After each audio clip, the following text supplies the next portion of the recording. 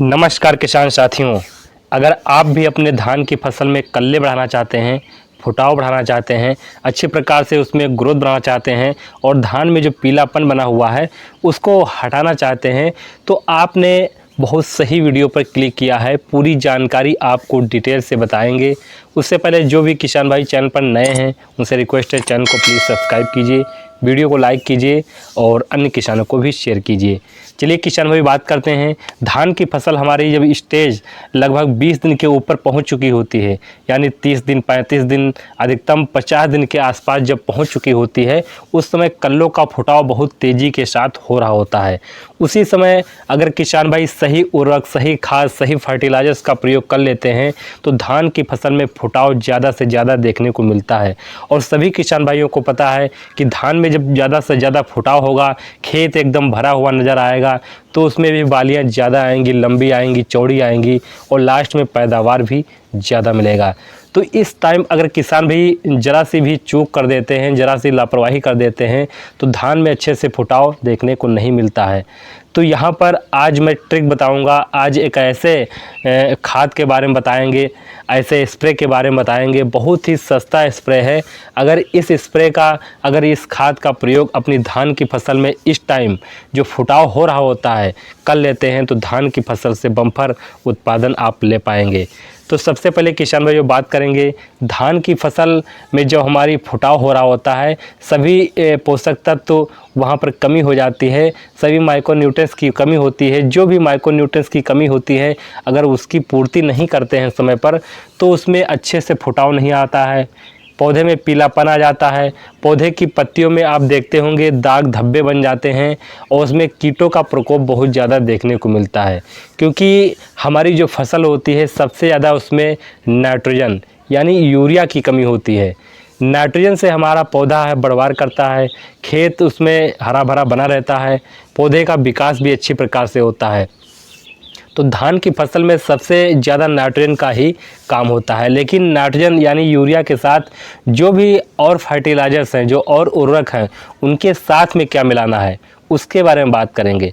तो सबसे पहले बात करेंगे उस समय जब धान की फसल हमारी 20 दिन के ऊपर पहुंच चुकी है, यानी 25 दिन, 30 दिन, 35 या 40 से 45 दिन के आसपास पहुंच चुकी होती है। उस समय फुटाव बहुत तेज़ी के साथ धान में हो रहा होता है। उस समय किसान भाइयों उस जो हमारा तत्व है, जो पोषक तत्व है, उसका नाम है किसान भाइयों ह्यूमिक एसिड। ह्यूमिक एसिड जो 98% वाला आता है, उसका अगर यूरिया के साथ आप मिलाकर खेत में अपने डाल देते हैं इस टाइम पर जब धान में फुटाव हो रहा होता है। अब बात करते हैं ह्यूमिक एसिड डालने के फ़ायदा क्या है। बहुत सारे किसान भाई सोच रहे होंगे ह्यूमिक एसिड एक काली फॉर्म में आती है, इसको डालने से फ़ायदा क्या मिलता है। फ़ायदा किसान भाई ये मिलता है, ह्यूमिक एसिड का मेन काम जो हमारा होता है जड़ों का विकास करना और प्रकाश संश्लेषण से जो पौधा हमारा है जड़ों से पोषक तत्व पहुंचाने का काम जो हमारा है प्रकाश संश्लेषण करता है, जड़ों का विकास करता है। जब जड़ों का विकास अच्छे से प्रकाश से होगा तो पौधे में फुटाव भी होगा, जड़ें हमारी गहराई तक जाएंगी, मिट्टी में फैलेंगी, तभी हमारा पौधा अच्छी प्रकार से ग्रोथ करता है। तो इसका मुख्य रूप से हमारा काम होता है जड़ों का विकास करना। जब जड़ों का विकास ज़्यादा होगा तभी उसमें फुटाव ज़्यादा होगा। और दूसरी बात किसान भाइयों, इसमें जो रोग लगते हैं, जड़ों में रोग लगते हैं, उसको भी इसमें क्षमता होती है, उसको लगने नहीं देता है। और इसमें एक काम ये होता है कि हमारी जो क्लोरोफिल की जो हमारी प्रक्रिया है उसको तेज़ी करने का काम भी करता है। और एक प्रकार की जो हमारे माइक्रोन्यूट्रिएंट्स खाद आपने सल्फर, पोटास, जिंक, जो भी खाद उर्वरक आपने मिट्टी में अभी तक दिया है, अगर ह्यूमिक एसिड डाल देते हैं तो उसकी क्षमता को बढ़ाने का काम भी ह्यूमिक एसिड बहुत तेज़ी के साथ करता है।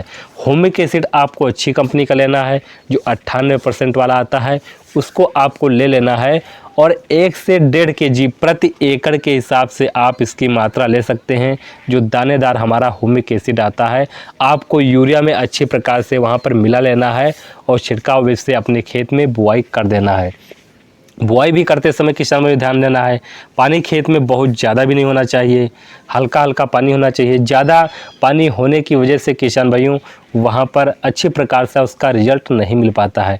लेकिन कुछ किसान भाई का एक सवाल उठता है कि यहाँ पर पानी बारिश भी हो गई है, और लगातार पानी खेत में, थोड़ा सा नीचा भी खेत है, लगातार भरा रहता है, उस कंडीशन में क्या करना होता है।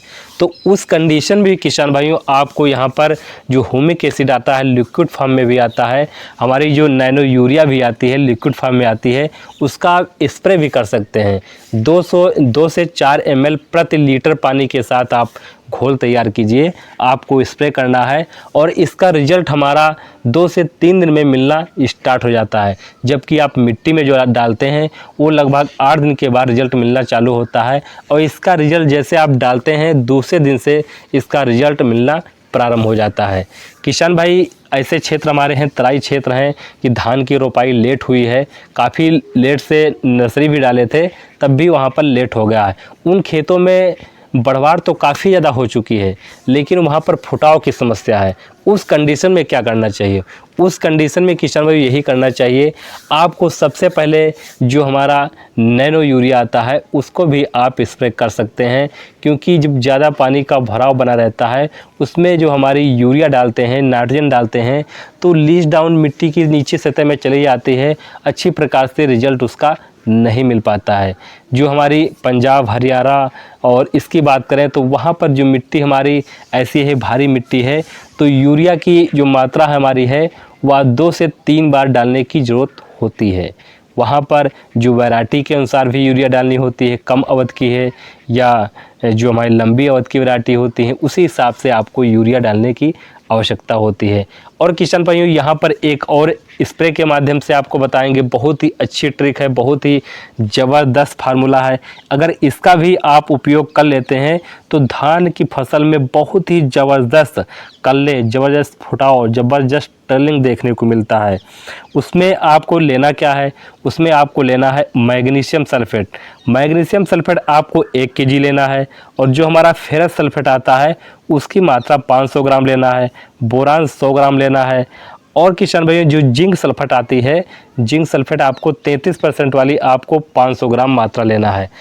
उसका सभी जो मैंने दवाएं बताई हैं उसका जो घोल है आपको अलग अलग बाल्टी में तैयार कर लेना है। अब जब स्प्रे वाली मशीन में डालते हैं तो उसको अलग अलग डाल करके और 150 से 200 लीटर पानी के साथ आपको खेत में स्प्रे कर देना है। स्प्रे के साथ भाई उस कंडीशन में करिए, मौसम देख कर करिए, कम से कम 4 से 5 घंटे वहाँ पर धूप लग जानी चाहिए। उसका रिजल्ट इतना ज़बरदस्त निकल कर के आएगा, खेत एकदम कल्ले से एकदम भर जाएगा, एकदम इतना हरा भरा काला काला खेत हो जाएगा कि गांव वाले भी आपको पूछने आएंगे, भाई साहब इसमें आपने क्या डाला है। खेत आपका 8 दिन पहले बहुत ही ख़राब था, बहुत देखने में अच्छा नहीं लगता था, फुटाव भी बहुत अच्छा नहीं हुआ था, इतना ज़बरदस्त फुटाव देखने को मिलेगा। खेत एकदम हरा भरा नज़र आएगा, पौधे एकदम स्वस्थ होंगे, पड़ोसी आपके बहुत ज़्यादा जलने लगेंगे और पूरा गाँव भी पूछेगा कि भाई साहब आपने इसमें कौन सी खाद डाल दिए हैं, कि हमको ही बता दीजिए, अपने खेत में डाल दें। ऐसा खेत देखने को मिलेगा। तो ये ट्रिक किसान भाइयों आप अपना सकते हैं। और किसान भाइयों आपको ध्यान देना है कि जब भी हमारी फसल लगभग 45 से 50 दिन के आसपास पहुंच चुकी होती है, उसके पहले पहले आपको जो सारी मिट्टी में खाद डालनी होती है, चाहे वो पोटास हो, चाहे नाइट्रोजन हो, चाहे जिंक हो, चाहे सल्फर हो, चाहे कि कौन भी ह्यूमिक एसिड हो, कोई भी खाद या फर्टिलाइजर्स आपको मिट्टी में डालनी है, उसको 45 से 50 दिन के स्टेज के अंदर ही आपको मिट्टी में डाल देना है, क्योंकि इसके बाद डालने से आपको बहुत अच्छा रिजल्ट नहीं मिलता है। पौधे की हाइट भी काफ़ी हो चुकी होती है। इसके बाद जो भी हमें डालना होता है स्प्रे के माध्यम से देना होता है। इसके स्प्रे के माध्यम से अच्छे से वहाँ पर रिजल्ट भी मिलता है, क्योंकि नाइट्रोजन की बहुत ही कम आवश्यकता होती है। बाद में अगर पौधे में थोड़ा सा पीलापन है, पत्तियाँ ऊपर की पीली नज़र आती हैं, तभी आपको नाइट्रोजन देनी होती है। उसके लिए आपको NPK जो खाद आती हैं, NPK 0-34, NPK 0050, NPK 1261, जो भी खाद आती हैं आपको स्प्रे के माध्यम से देना होता है, क्योंकि पौधे की जो बढ़वार है काफ़ी हो चुकी होती है। उस समय अगर मिट्टी में खाद देते हैं तो वहाँ पर पौधे की बढ़वार वैसे काफ़ी ज़्यादा है और भी आप पौधे की ग्रोथ ज़्यादा हो जाएगी, जिससे वहाँ पर जब बालियाँ निकलती हैं, थोड़ी भी हवा तेज़ चलती है तो पौधा हमारा गिर जाता है। इससे काफ़ी ज़्यादा वहाँ पर नुकसान हो जाता है, पौधे में दाना भर नहीं पाता है और पहले हमारा पौधा वहाँ पर गिर जाता है। ऐसी कंडीशन में किसान भाइयों जो भी खाद आपको देना है, मिट्टी में आपको बुआई करना है, वो 45 से 50 अधिकतम 50 दिन पर आपको अंदर ही दे देना है। तो किसान भाइयों आज की वीडियो में बस इतना ही, जो मैंने ट्रिक बताया है उसके अनुसार अगर आप काम में कर लेते हैं तो धान में फुटाव ही फुटाव देखने को मिलेगा। जो भी समस्या है नीचे आप कमेंट कर सकते हैं, आंसर देने की पूरी कोशिश करते हैं। और किसान भाइयों नीचे आप कमेंट कीजिए आप कहाँ से हैं, आपकी धान की फसल में कौन सी समस्या है और कितने दिन की हुई है। आंसर देने की पूरी कोशिश करेंगे। मिलेंगे अगली वीडियो में। नमस्कार।